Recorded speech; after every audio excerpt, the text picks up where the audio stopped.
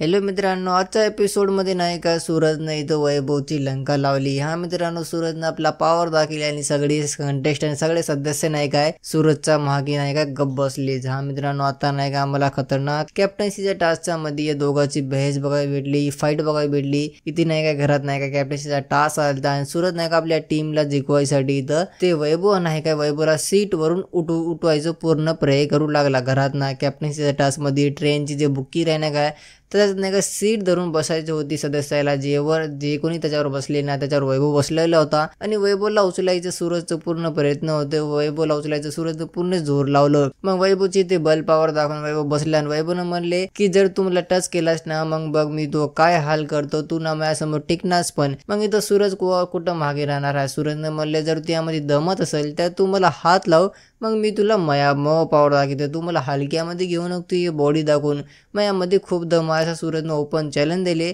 मग इथं बार नाही का वैभव एकच मऊ लागला की तू यामध्ये दम असेल तर मला हात लाव. घरात नाही का धक्कामुक्की अलाउड नाही म्हणून नाही का सूरजनं हात लावलं नाही.